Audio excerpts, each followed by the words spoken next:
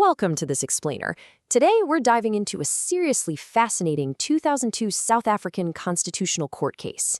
It perfectly shows what happens when passionate wildlife conservation completely crashes head-on into strict judicial hierarchy. Now, on the surface, sure, it's a story about animals, but at its very core, it's all about the machinery of justice, the exact steps you have to take to challenge the law, and the real danger of jumping the gun. To wrap our heads around this complex legal battle, we've got to start with the number 3. That represents the 3 Northern Cape lynx sitting right at the very center of this whole dispute.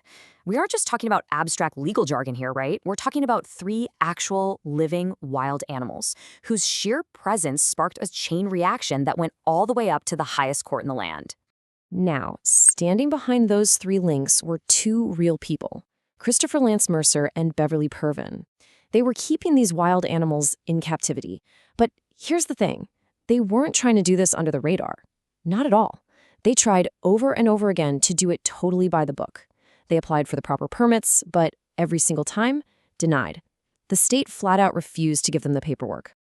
Okay, let's look at Section 1, the captive lynx conviction. So this whole situation finally comes to a head in September 2001. Mercer and Pervan find themselves standing in front of a judge at the Curraman Magistrates Court. Since they had failed to obtain those elusive permits, well, the law eventually caught up with them. They were officially convicted right there for harboring the lynx. To the state, it was black and white. No permit, no lynx. Simple as that. Moving right along to Section 2, the problem animal ordinances. Now, this is where it gets a bit tangled. On one hand, we've got the Nature and Environmental Conservation Ordinance of 1974. This is the specific law that basically said, hey, you absolutely cannot harbor these animals without a permit, and that's exactly what got them convicted. But flip the coin and you have this much older law, the Problem Animal Control Ordinance from way back in 1957. And ironically, this older law was the exact reason they couldn't get the permits in the first place. Mercer and Pervin were literally caught in this crazy bureaucratic tug-of-war between 2 historical laws. To understand why that 1957 ordinance blocked them so completely, we have to look at what it actually considered a problem animal. Under this old law, these Northern Cape lynx weren't just seen as, beautiful wildlife. They were officially rubber-stamped as a major threat to local farmers. Because the state basically labeled the lynx as agricultural pests, Mercer and Pervin's goal to harbor and protect them completely clashed with a law built to protect farming interests. So getting denied that permit, it wasn't some glitch in the system. It was the 1957 law working exactly as it was designed to. Which brings us to Section 3, the Constitutional Rights Challenge. As you might guess, Mercer and Pervin refused to just take this conviction lying down. They fought back, and they fought hard. And they didn't just go to the high court to argue some minor technicality. Oh no, they went straight for fundamental rights, arguing the entire 1957 ordinance was totally unconstitutional. They pulled out 2 absolute heavy hitters from the Constitution, Section 9, which guarantees the right to equality, and Section 24 for environmental rights. They strongly believed that branding these animals as problem animals violated modern constitutional values. Let's jump into Section 4, bypassing the high court. Now, this timeline, it brilliantly shows just how maddening the legal system can be. Let's break it down.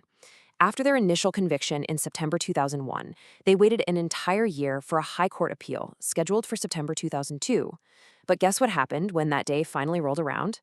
The court postponed the matter all the way to March 2003. Imagine waiting a year and a half just to get a hearing. Honestly, this massive delay was the final straw. It prompted them to make a really drastic procedural move. They completely bypassed the high court and took their application directly to the Constitutional Court, managing to get a swift decision by October 2002.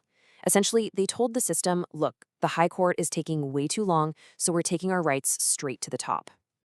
And that leads us to our final part, Section 5, the court's final verdict.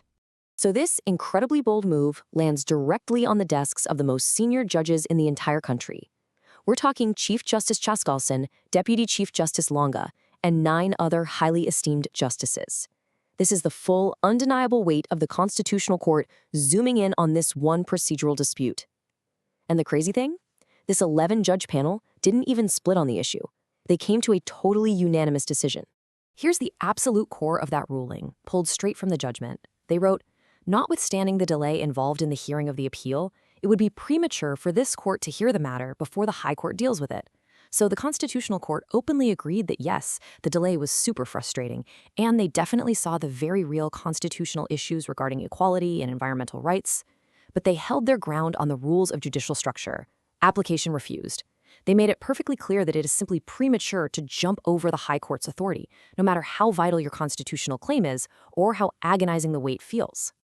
As we wrap up this explainer, I really want to leave you with a critical thought to chew on. In a legal system that's built to protect our most fundamental human and environmental rights, but one that also heavily relies on a strict, structured hierarchy to actually function, when do constitutional rights outweigh judicial procedure? Well, in the case of Mercer, Port Zavin, and their 3 Northern Cape lynx, the highest court in the land made it crystal clear. Procedure and hierarchy absolutely must run their course first. Thank you so much for joining me as we unpack this wild intersection of conservation and constitutional law.